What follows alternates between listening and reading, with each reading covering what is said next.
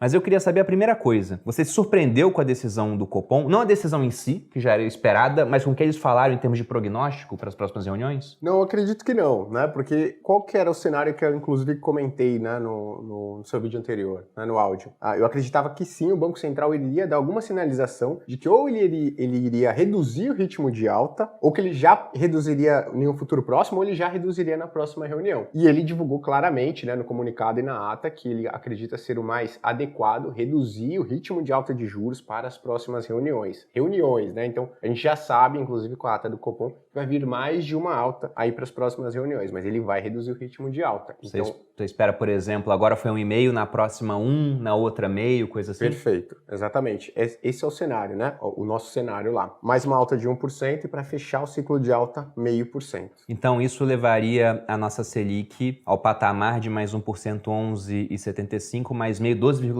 Exatamente, 12,25 de Selic. E aí, pensando nessa questão de que o mercado vai se adiantando às decisões do Copom. Então, a gente não vai esperar a Selic bater até 12,25 para começar a adequar o restante da curva de juros a esse patamar, que deve ser uma Selic suficiente para controlar a inflação. Então, você já começa a enxergar essa oportunidade de começar a alocar em títulos de prazo mais longo para ter um ganho? Perfeito, sim. O que acontece? O mercado, ele costuma projetar os últimos dados, os últimos meses, como se isso fosse acontecer para os próximos anos. Isso em termos de inflação, em termos de juros, né? Então, se a gente olhar lá em setembro de 2020, que o IPCA acumulado era mais ou menos 2,70%, o mercado previu uma inflação para os próximos 10 anos em torno de 3,5% para o Brasil. Hoje a gente está com o IPCA acumulado nos últimos 12 meses aí perto de 10,30%, 10,38% para ser mais exato. Você tem uma expectativa de que a inflação no Brasil vai continuar pelos próximos 10 anos em 5,50%, projetado na curva de juros. Isso acontece também para juros. Então, quando a gente está falando o ciclo de alta terminar em 12,25%, o mercado espera que isso continue para os próximos 10, 15 anos. Só que a nossa projeção é que o ciclo de corte de juros ele se inicie também nesse ano, em 2022, ou mais tardar no início de 2023. E isso abre oportunidade para ganho de capital, né? A famosa marcação a mercado positiva, dessa vez, para o investidor, para a investidora.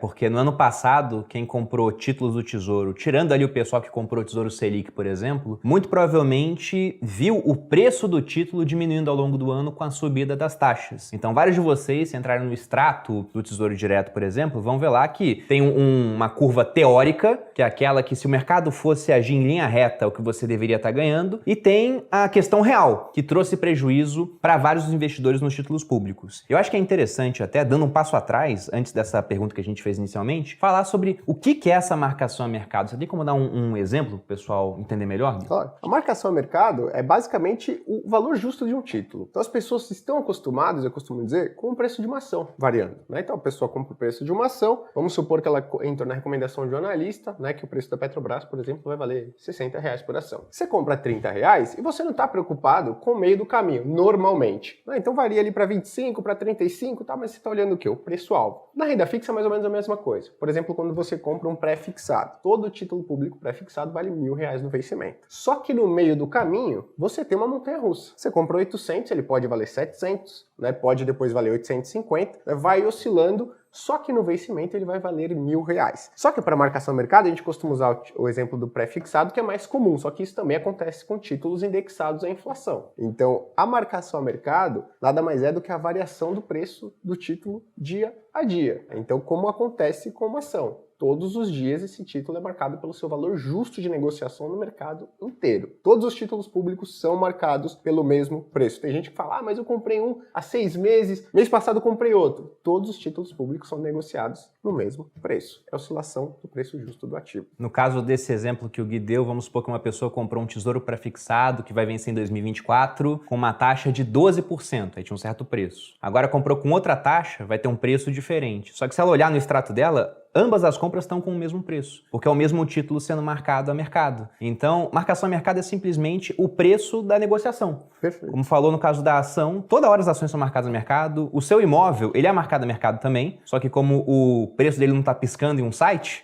aí o pessoal não se atenta para isso, mas todo dia o preço do seu imóvel muda. Acho que para deixar essa parte um pouco mais clara, eu vou compartilhar a tela aqui com vocês do site do Tesouro, que tem uma hora aqui, uma aba, onde ele mostra, né, os preços e as taxas de cada título. A gente vê até essa relação que é inversamente proporcional. Aqui eu tô no site do Tesouro, coloquei o título prefixado 2024 e a gente vê aqui o seguinte, eu posso voltar em 30, 90, um ano, todos os anos, né, desde que esse título foi listado, mas vejam o comportamento da taxa. Em alguns momentos está mais alta, ela desce depois, ela aumenta, então todo dia essa taxa está variando de acordo com o que está acontecendo naquele dia, as expectativas para o futuro. E com essa taxa variando, o preço do título também varia. Então a gente vê que na hora que a taxa subiu bastante aqui, por exemplo, ó, chegou a 12,18 no dia 22 de 11 de 2021, a gente vê também que o título nesse mesmo dia estava valendo R$ 742,43. Porque como o Gui disse, todo título prefixado no seu vencimento, você pode simular isso agora, comprando uma unidade inteira de um prefixado, vai valer R$1.000. Bruno, e por que isso? É aquela explicação do seu professor na escola quando ele não sabia o motivo, porque Deus quis, mas é porque o Tesouro quer. Ele definiu que é essa regra. Então entenda o seguinte, dando exemplo com números que não estão aqui, para talvez deixar mais fácil. Vamos supor que você fosse comprar um título que vai vencer dentro de um ano. Ou seja, em um ano ele vai valer R$1.000. E você compra ele por R$909. Repara que para R$909 chegar até 1.000 é uma taxa de 10% de rendimento. Mas aí alguma coisa de muito ruim acontece no Brasil. E aí as pessoas que compraram esse título por 909 agora querem se desfazer dele achando que o Brasil vai deixar de existir dentro de um ano, que é um cenário muito difícil de acontecer, apenas uma explicação hipotética. E aí começa a se desfazer do título e o preço dele cai para 850. Repare que se o Brasil continuar existindo e tiver que pagar os R$1.000, para que 850 cheguem a R$1.000, a taxa fica maior do que 17%. Então isso seria a marcação a mercado. E nesse exemplo que eu dei é só um ano, mas quanto maior o prazo, mais volátil é o título no final das contas. Perfeito. E eu costumo usar um outro exemplo para explicar isso também, Bruno. Às vezes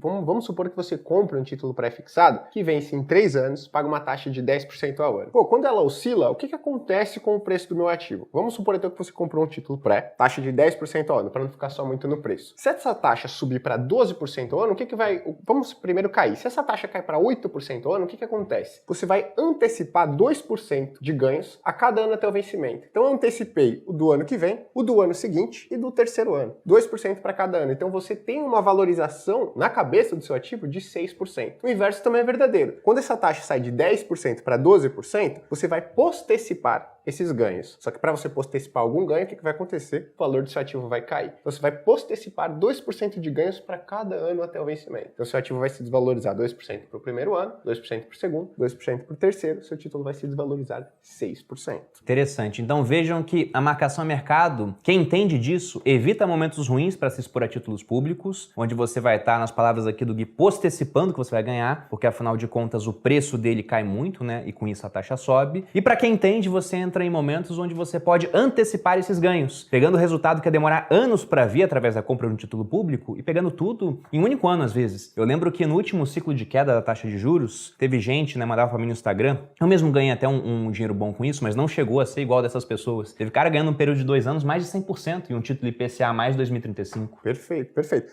Não, a gente tem valorização em período de 3, 4 anos em título IPCA de longo prazo superior a 300%. Dá pra gente ver esse aqui? Dá pra gente ver. Né? O 2035 ele não vai bater os 300%, né? Porque o 2045 só foi oferecido em 2017. Sim. O 2035 tem uma valorização superior a 250. É, só a gente pegar o preço do título lá atrás, ó, em 10 de 3 de 2010 era de R$413, e agora está em 1.878. Então o preço multiplicou aqui por mais de 4 vezes. Exato. Em um período de... foi um período grande aqui, 12 anos. Mas era 400 e pouco aqui estava 500 e pouco. Perfeito. Aqui estava 600, porque era marcação a mercado. Exato. Se você pegar de 2016 a final de 2019, você vai ver que deu uma rentabilidade superior a 250% um único título público de renda fixa. Quem sabe utilizar a marcação a mercado ao seu favor, se aproveita desses momentos. E aí, quem não sabe, acaba comprando esses ativos em momentos desvantajosos, né? Bom, mostrando a taxa aqui, ó, por exemplo, em 2016 o título IPCA mais 2035 estava bem baratinho, né? Ele caiu bastante aqui de preço, estava R$660 mais ou menos. A taxa nessa época estava batendo patamares muito altos, então para quem geralmente pergunta assim, qual é a taxa boa para comprar um título? Isso é muito relativo, né? Porque hoje 5% parece bom, só que dependendo do que aconteça aqui no Brasil, né? Sei lá, começa a dar nas pesquisas que o Boulos é o favorito para as eleições. O negócio começa a disparar, pode parar em 7%, 8%. 30%. Então, essa taxa subiu pra caramba. Nessa época eu tava no exército ainda, teve amigos meus perdendo 30%, 40% em títulos públicos. Perfeito. Muito surpresos com isso, porque na cabeça deles, poxa, renda fixa. E o que Sim. o pessoal espera de renda fixa é que seja uma linha linear, né? E de repente 30%, 40% de prejuízo. Eu tentei explicar o que era marcação a mercado, eles ouviram e venderam no dia seguinte.